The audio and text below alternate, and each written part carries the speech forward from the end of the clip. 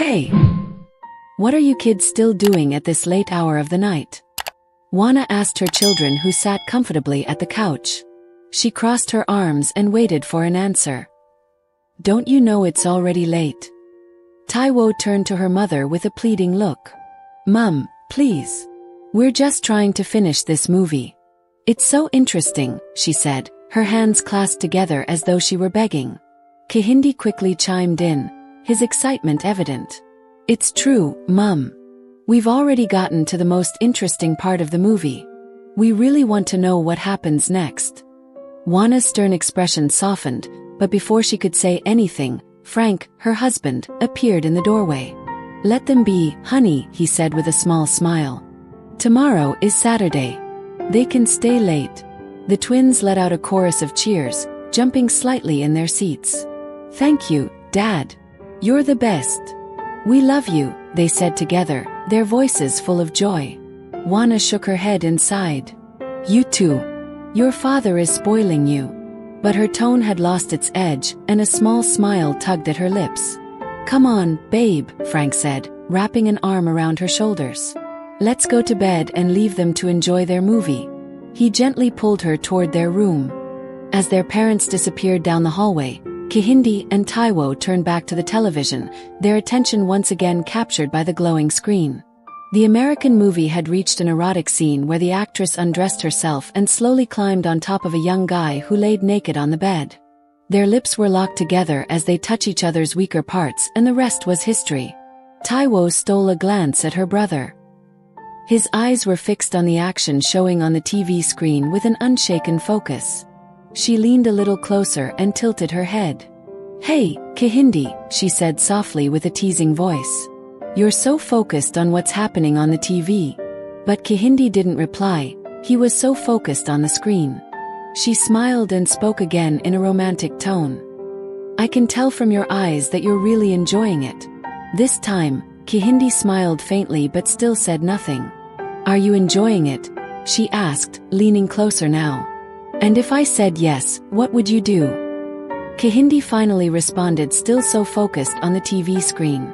Taiwo adjusted closer to her brother, a sly grin forming on her lips. Then we'll figure something out, she replied quickly. Kehinde glanced at her briefly, then back at the screen. He could sense something in her tone, something mischievous. Her gaze lingered on him, and her expression told him everything. It's obvious from your eyes that you want it so bad tonight, he said quietly, his voice barely above a whisper. And it's just as obvious that you do too, because your D is already set to strike. Taiwo replied with a smile, her voice dropping even lower. Kehinde froze for a moment, but immediately covered his pants with his hands. You don't have to cover it. I've been seeing it always, Taiwo said with a softer voice. The tension in the room was thick, and the television continued to play, but neither of them was paying attention anymore. She climbed on top of his twin brother and gave him a deep kiss. She pulled off her nightwear and slowly took off Kehinde's trousers while rubbing his engine. Ah, you have it huge, Kehinde, she said in a whisper tone. Kehinde was already so lost in ecstasy that he couldn't say a word but enjoyed his sister's touch. Taiwo, are we doing the right thing? Kehinde queried in a fearful tone. What do you mean by the right thing? Aren't you enjoying my touch? She responded. That's not what I meant, sis. I'm just scared that we might not be doing the right thing. Shoo. Just lie on the couch, let me get this thought out of your head, Taiwo said. Before he could respond, she pushed him gently onto the couch. She was trying to unzip his trouser when Kehinde stopped her. I don't think we're doing the right thing, he said, his voice trembling. Please, get off me. He pushed her aside, stood up abruptly, and walked into their room. Taiwo was left alone in the parlor, biting and licking her tongue. Morning arrived too quickly for Taiwo. She hadn't slept a wink, her mind was racing as she waited for the new day to begin. It was Saturday, a day without school, and their parents had already left early in the morning, leaving the 16-year-old twins home alone. The house was quiet except for the soft hum of the refrigerator in the kitchen. Taiwo found her brother in the kitchen, making toast. She leaned against the doorframe, watching him for a moment before speaking. You just walked out on me last night, she said, her voice cutting through the stillness. Kehinde paused, his hands resting on the counter. He didn't turn to face her as he replied, "Yeah, I had to because my body was shaking, like I had a fever when you climb on top of me." "You have to feel that way because it was your first time," she said sharply, stepping closer to where he stands. "You need to stop acting like a baby, Kehinde. Be a man. Take a bold step for once." He turned to face her, his expression conflicted. "It's not about being bold, Taiwo. It just didn't feel right. I couldn't." She interrupted him, her eyes narrowing. "If you can't do it, then maybe I should start calling you a girl. I won't see you as a man anymore," she added. At noon, Taiwo walked out of the bathroom to their room and saw Kehinde wearing only a towel tied round his waist. He pulled off the towel while applying some cream on his body. A hand circled around his chest from behind. "What the fuck is wrong with you, Taiwo? How can you walk into our room when I'm dressing up?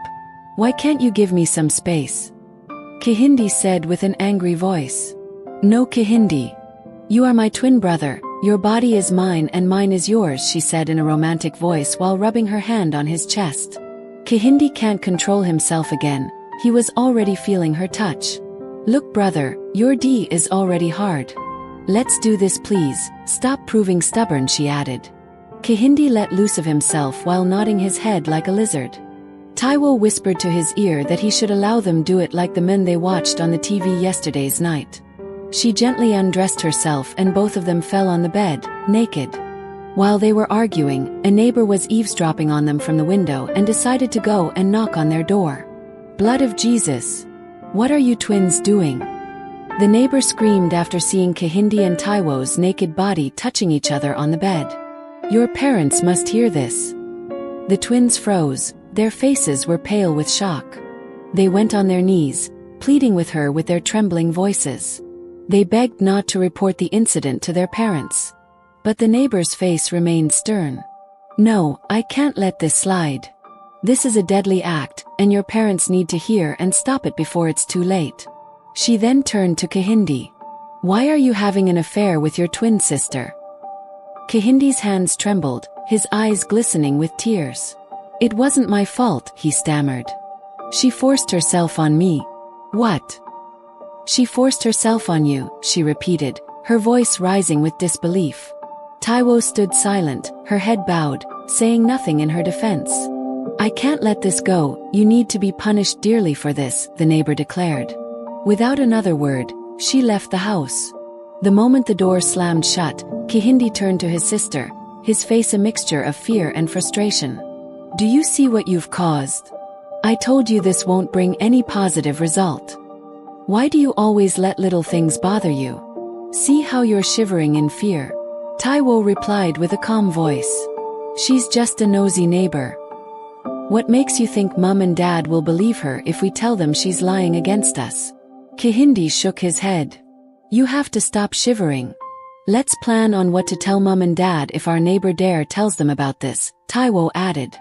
By noon, their mother, Juana, returned from work earlier than usual, planning to cook for Sunday. Taiwo joined her in the kitchen, washing vegetables, while Kehinde tried to keep the mood light as he throws some topics at her as they discuss. Their hearts sank when the neighbor arrived. She stepped into the kitchen with an unfriendly expression on her face. "Good afternoon, Juana," she greeted. Juana paused before responding. "Good afternoon. How can I help you?" The neighbor wasted no time. "I don't need anything from you. I'm just here to report something important about your kids." "A report about my kids? What is it about?" "Can you believe that I caught them almost having sex earlier today?" the neighbor stated firmly. Juana froze, she gently stood up from the small kitchen chair she was sitting on. "I don't think I heard you correctly," she said softly. The neighbor repeated herself. Juana stared at her for a long moment before glancing at her children. "Mummy, she's lying." Taiwo quickly interjected. "We were just playing in the room. She knocked on the door and insisted we were having an affair, but it's not true." The neighbor's face darkened. "What? Taiwo, so you can lie this boldly?" "Auntie, I'm not lying," Taiwo insisted. "Kehinde, am I lying?" Kehinde nodded slowly, his heart pounding. The neighbor turned back to Juana, her voice rising with frustration. These kids are lying, Juana. I'm telling you to discipline them properly. You're spoiling them with all this leniency. Before the neighbor could finish her sentence, a resounding slap echoed through the kitchen. Juana's hand hovered in the air and her face was twisted with anger. Excuse me. Who are you to teach me how to raise my children? Juana snapped. Are you out of your senses? They are twins, they share everything. You have no right to spread such wrong accusations about them. The neighbor held her cheek, her eyes wide with shock. You slapped me, she whispered. And I'll do it again if you dare come here with such nonsense. Juana shouted. Get out of my house before I lose my temper entirely. Tears streamed down the neighbor's face as she backed away, regretting her decision to interfere. Why are you still standing there? Do you want me to push you out? Juana shouted, dragging her out of the kitchen. I told you Mom wouldn't believe her stupid words. She got what she deserved, Taiwo said laughing. Later that evening around 8:30 p.m., Juana instructed the twins to take their baths before dinner. Taiwo was the first to enter the bathroom but rushed out almost immediately. What's wrong? Juana asked. Mom, I'm scared. I can't bath alone in that bathroom, Taiwo asked with fear edge on her face. Scared of what? I thought there's light there, Juana queried. Yes. But it feels like someone is standing behind me in the bathroom while I'm about taking my bath.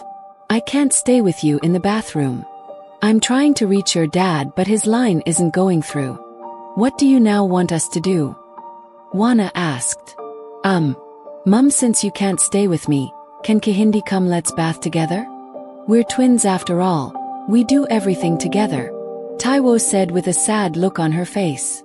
Juana raised an eyebrow, her fingers still scrolling on her phone. Bathe with Kehinde? Are you sure about that? Yes, Mum, Taiwo replied confidently. There's nothing wrong with it. He's my twin brother, after all.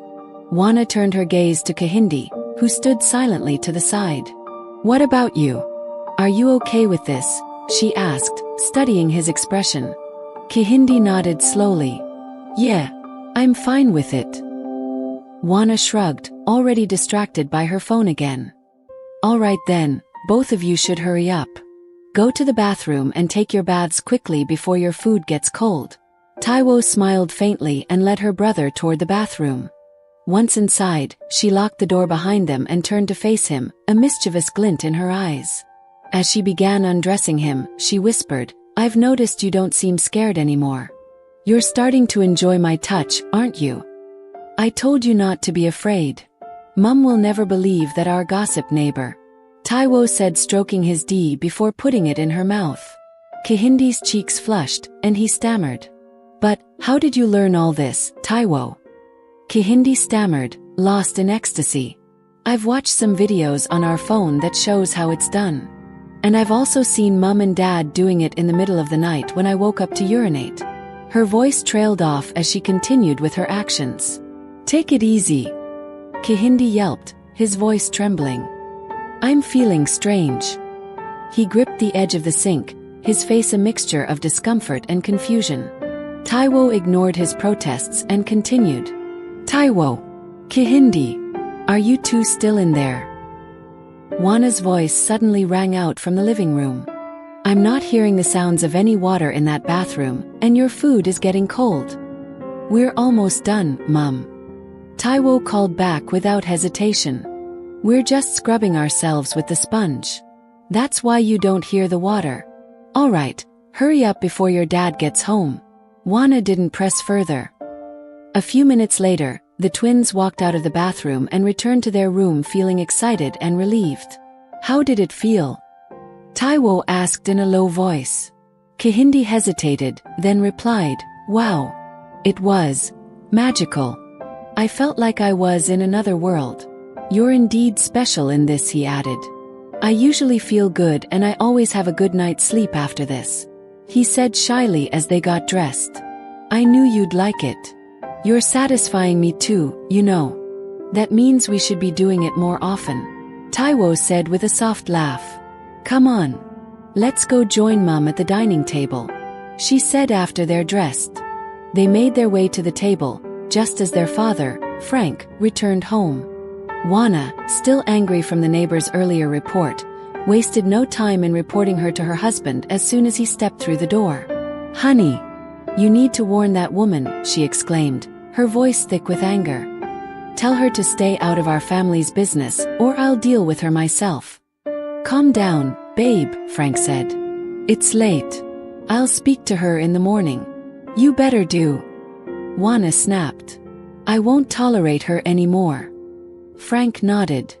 "I will, I promise. But let's not talk about that now. I have good news." Juana's expression softened slightly. "Good news? What is it?" Frank grinned and pulled an invitation card from his bag. "Surprise," he said, handing it to her. Juana's eyes lit up as she read the card. "A dinner night. The company is inviting workers and their spouses." She gasped in excitement. "I've been wanting to visit your workplace for ages." Frank chuckled. "Yes, and now you'll finally get to come. It'll be fun. But what about the kids?" Juana asked, her excitement momentarily dimming. "Can we leave them alone?" Taiwo, overhearing, quickly chimed in. "Mum, don't worry, you're free to go with Dad.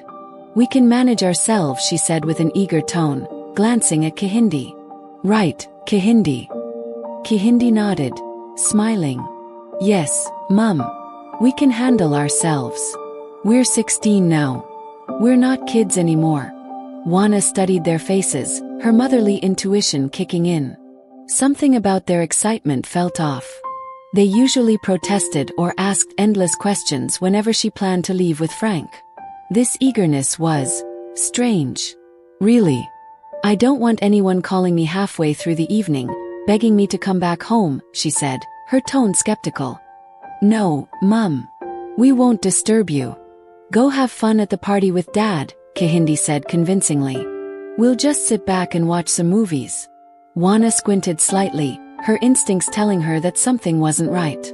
She murmured under her breath, "These kids don't act like this. Something is wrong somewhere."